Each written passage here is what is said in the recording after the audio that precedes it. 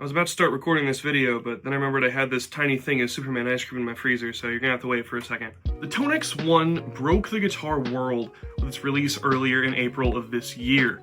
Not because of the functionality itself, but because of the functionality in this pedal, at this size of a pedal, and at this price point. The full-size ToneX has been out for, I believe, around 2.5 years now, and it's done very well. It is one of the best capture processing devices that there are. You can run amps and cabs, you can get really excellent sounds out of ToneX, and then the rumors started floating around about the ToneX One coming out with all of that same functionality, or at least the majority of it, in a smaller form factor, and people were starting to get really excited. And then of course it releases, and it's a mini pedal. This thing is as big as my $20 looper from Amazon.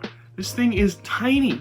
And it has all of the DSP of a full-size ToneX. You can run amps, you can run cabs, you get your delays, not your delays, those are coming in November. You get your reverbs, compression. This thing has everything that you really need inside of it. You can run it as a stomp box, you can run it as an amp. I use that as an amp, I think that's what most people are probably doing with it. This thing rocks. You can buy 2 ToneX Ones for just a little more than one full-size ToneX, and then you'll get the stereo amp functionality from having 2 of them. That's awesome. For just 180 bucks, you can have really awesome amp and cab capture modeling simulation. And there's no better way to get a hold of it than there is the ToneX One. Now, the unfortunate part is this pedal sucks. With all of the functionality that you get in this, and even more functionality coming in November with a new update, the software to set any of it up is absolutely garbage. The amount of work you have to do just to get this thing to sound good at all is ridiculous. The software is clunky, it's slow, it's confusing, nothing is clearly laid out. There's a bunch of labels that are just like, what the heck does that even mean? You have to discern between the presets and the captures, and it's just a nightmare. The library is poorly organized. It's hard to figure out how to even import a new capture once you've bought one from someone else online, like Worship Tutorials or Alter Ampworks or something like that. It's just a pain to use. If you want to live edit, you have to edit the settings in the software on the computer, save that to the preset, reload the preset onto the ToneX, and then try it through your pedal chain. It's ridiculous. You should be able to live edit this thing through the software. It's just running off of a USB-C port on the bottom of the pedal. There's no reason that this can't do live editing. And of course, you can go in and you can get samples of it through a DAW or just doing it on your computer. But 9 times out of 10, it doesn't sound the same running it through your computer as it does once it's actually on the pedal. And you can't live edit it on the pedal. And of course, there's the whole thing with like the input trim. Now, input trim, that's not really something that is a flaw with ToneX, it's just something that you have to learn. It's kind of a pain for me. It kind of is still confusing at this point. With my Filtertrons in my Gretsch guitar that I play mainly, I have my input trim cranked, and that's probably a me problem. If you can explain input trim better than I can, leave it in the comments below, because it's super confusing. But I'm happy with the sounds that I'm getting out of this, so I guess that's what's important. So I have, even with the input trim cranked, it sounds good, so I'm not really that concerned about it. Now, I'm a computer guy. I know my way around Windows machines pretty well. I can build computers. I know my way around a Windows computer. But this software is just so clunky, especially when you compare it to things like the HX editor, which is an awesome software that's super easy to use.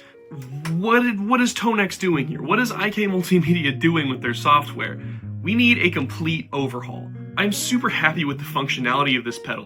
Like I said, you can run amps, you can run cabs, you can even run IRs if you do a little creative workaround. You can do reverb like you would in any other amp. You have compressors? You have compressors and noise gates, and then coming with the update in November, you're getting chorus, delay, flanger, phaser, so many more things, some new spring reverb sounds, and those are going to be awesome. We're going to have some content covering those once the update has released. So much functionality in such a little pedal that can really sound super great after hours of agonizing work. Please, ToneX, IK Multimedia, if you're listening, you're probably not, but if you're listening, come here. Please overhaul your software. It is everybody's #1 complaint with your products. This is awesome. I love this thing. It sounds great. It does so much work for me on my board. I love this pedal. I'm probably gonna buy a second one so I can run in stereo. Which, by the way, for people who aren't IK Multimedia, just a little aside here, you can run stereo using a TRS out splitter cable, like a Y cable.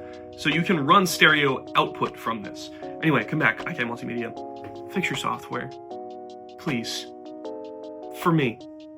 For my friends. For my friend Caleb. Fix it for him. We need this. But that brings us to an interesting conversation, which is that a lot of what keeps a bunch of people away from things like modelers and capture devices, whether it be the HX Stomp or the ToneX or whatever else, is the fact that they have to use a computer at all. My roommate, for example, is another excellent lead guitar player. He will not touch anything like a ToneX. He doesn't want to have to open a computer. He never wants to have to plug a pedal into a computer. He wants to be able to turn his knobs and it sound completely different. And I get it. It's so much simpler that way, and I wish that there was something out there with this kind of functionality that really could do that for us.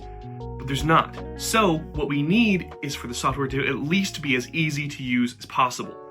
Looking at this from a business perspective, if IK Multimedia wants to keep pulling business from other companies like Quad Cortex or Helix, even from Line 6, you've got to make your software easier to use. I mean, this stuff is kind of a nightmare. I'm willing to go through and put in a little bit of work, or in my case, a lot of work, to get good sounds that I'm really happy with. But a lot of people just want to plug it in and turn some knobs. So there are always going to be the people who would rather just use a physical amp, and I get it. For me, I think having something like the ToneX makes a lot more sense. I run just DI, and that's a whole lot easier than miking up an amp. Not to mention the fact that ToneX One is way cheaper than buying an AC30. So I'm willing to put in that extra effort, but a lot of people just aren't. Let me know down in the comments below, would you be willing to go to something like a modeler or a capture device? Are you using one right now? And what is your experience with it been? Whether it's an HX line or the ToneX or whatever else. But yeah, I kind of just wanted to talk a little bit about the good, bad, and ugly of the ToneX One in this video. I genuinely do love that pedal. I am so happy with it, even with the amount of agonizing work that it takes to get this thing to actually sound good and operate correctly. It's a lot to learn. It's a terrible software to learn in, but the results, to me at least, are worth it. Let me know what you think about that down in the comments below. So thank you all for tuning into this video. I really appreciate the support. If you guys are willing to like, comment, and share this video, and subscribe to the channel, I would really appreciate that. I'll get some more videos out for the channel here soon. Yeah, thanks again for tuning in, and keep an eye out for some more stuff. I've been Everyday Church Guitarist. See you later.